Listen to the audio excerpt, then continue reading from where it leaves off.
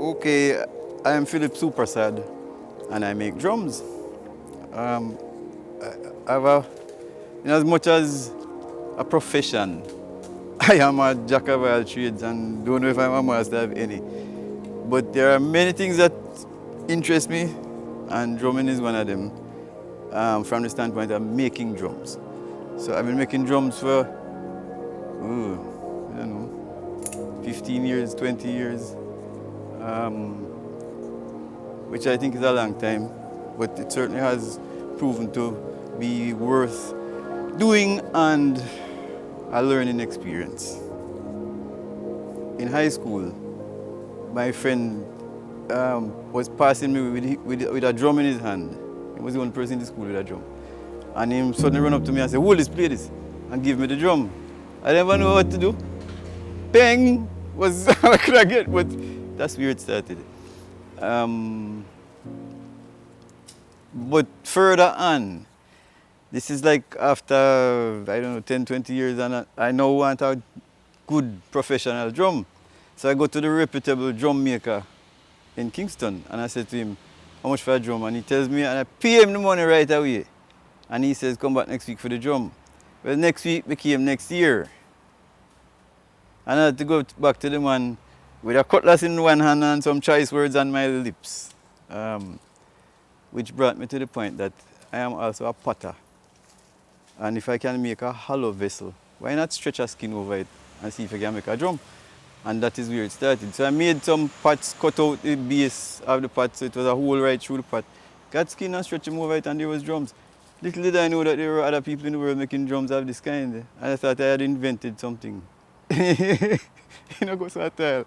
But further research proved to be that many people make clay drums, and it's not such a common article. So it's phenomenal when you find it. And so that was a good thing for me. Just buck you up. And also it's trying to link two disciplines. So you're a drummer, you're a potter. Well, you can do the two of them together and make one something kind of thing. So, you know, it worked out that way. I'm a potter by profession. I happen to be a teacher of art by consequence of needing to earn a living. So, I've had apprentices. I've had people who I've taught to do this. I've had people who have inspired, and it's not me I tell myself say me inspire them, but them I say to me, "Boy, super, you inspire me," kind of thing. And that is a great reward in itself. As a matter of fact, a well-known professional Jamaican drummer says to me, "Why, super, you inspire me now." And I thought to myself, hell, me inspire the great kind of man. But it is wonderful to know that you can pass it on, yeah, and move people from one side to the next, make them have some expectation of it. Also, it is, I am trying to be the kind of drummer and drum maker who doesn't restrict himself to one kind of drum and one kind of drum culture. If you look at me good, me look like cool, you don't. So I've got Indian in my blood, and also African and Scottish.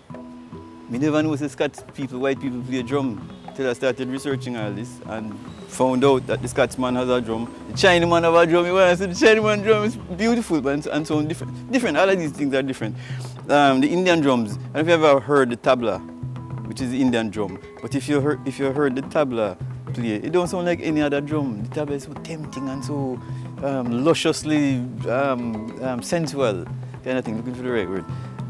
But it just goes to show the kind of difference in drums. I found out that some drums have water in them, that you put water in the drum. And you play it, and you hear the water going woo, woo, woo, woo inside. Different culture, different something. The discovery aspect is really important because many people never knew they could play a drum. And even more people didn't know that they could make a drum. And hundreds of thousands of drummers in the world don't know how to tune a drum. So what are you discovering? Just how to go bang, bang, bang, bang, bang on a drum. It's not just that. It's wonderful to be able to play and play wonderfully, but you need to be able to keep that drum in a running condition. I like your car, you can drive it here, there, and everywhere. But if it goes, what do? You must do something. And in most instances, it is the skin. that is a problem. So the skin bursts and the drum becomes an obstruction in your house. You know, you want to put it in the kitchen and put a stove on top of it or something like that. But the skin can be repaired, and that's a lot of what I do too, is repair skins. Unfortunately, you know, we're having a warm time getting skin, but part of the game, I suppose. Creating a drum by using what is known as staves. And a stave is a piece of board, yes, but cut in a particular way to make a cylindrical drum like this one. This is a kete drum in the process. This is a kete drum finished, and to prove that it's finished, you get sound from it. One of the things I like to emphasize about this way of making a drum, there are several ways of making a wooden drum. Two basic ones: you cut up little pieces of wood and glue them together, or you get a solid piece of tree trunk, log, wood, and hollow it out. Now, either of those methods will work. I prefer to use staves. Prefer to use staves because it's no fun going kung kung kung digging out a tree trunk and missing the chisel and hitting your finger. Is not any fun at all. Mind you, it's no fun cutting staves on a table saw, and my finger will prove it. I've got 15 stitches in the front of this one and 9 stitches on the back of that, the same one, from using the table saw. Not carelessly neither, just too much work, too late at night, and you push your finger at the wrong time, and I done it done. Bust up, you have to end up at hospital. So there you go, so you learn stuff. But the thing I want to emphasize is that many of us go to school, from primary school, and we're afraid of maths class. Don't want to go to maths class because it's one of the hardest subjects in school. Okay, so it's hard. But what is this? This is an elaboration of a pie chart. And you go to school and learn a pie chart, and you learn that a circle is made up of 360 degrees. And you can divide it into equal parts right round, and you will figure out how many pieces are in it, how many pieces make up the circle. Divide it. For example, this is 18 staves. 18 staves that went into making this drum. And if you imagine that there's a spot in the center there, and there's a line from each stave that goes to the spot, so that is your piece of the pie, one stave. And that is what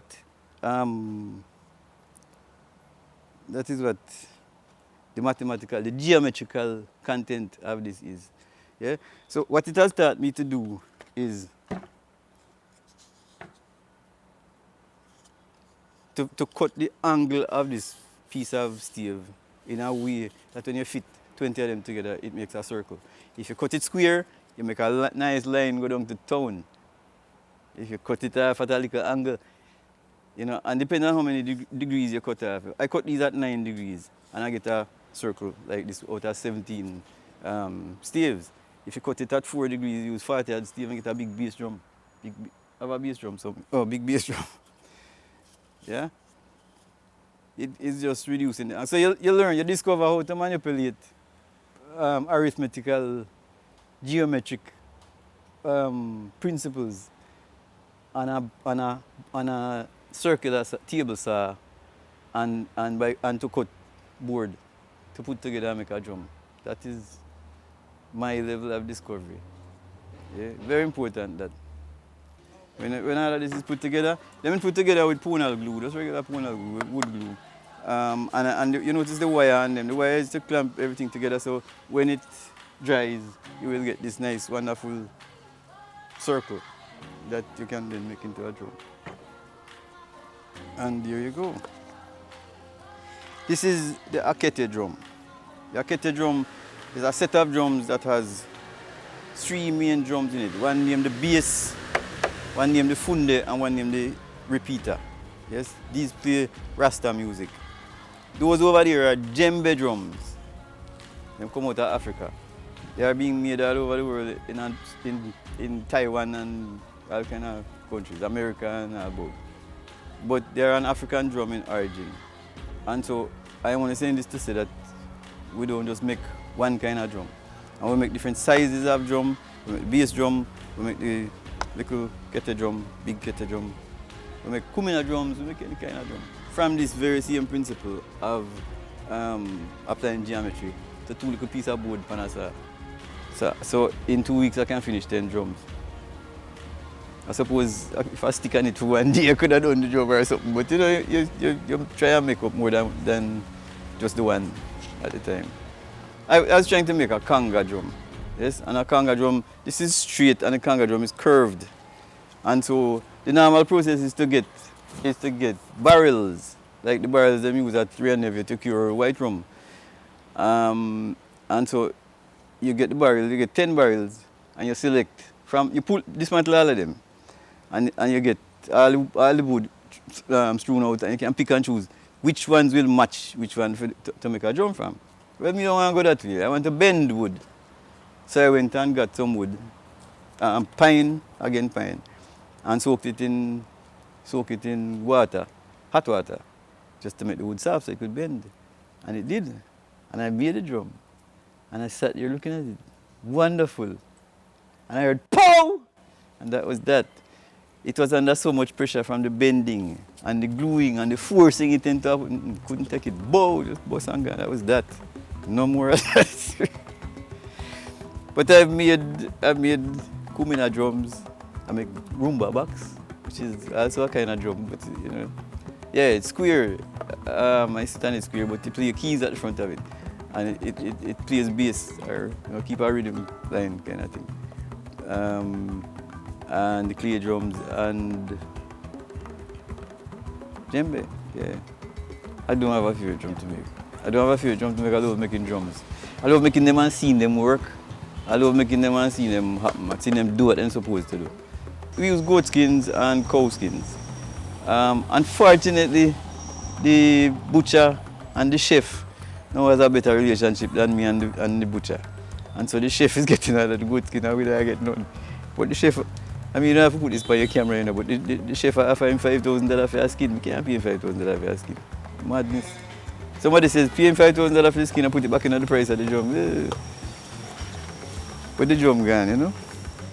So that is it. But yes, well, you know, the other thing is, you can't, we would all be very remiss if you left here and never hear one of the drum them sound like. How that.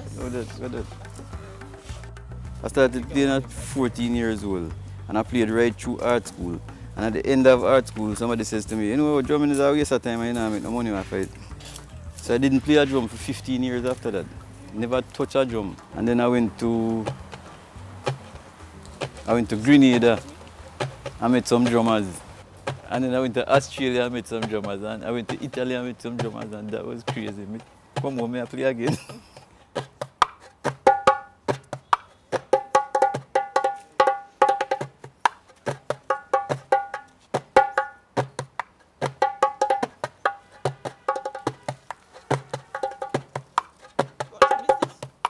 What drum is this?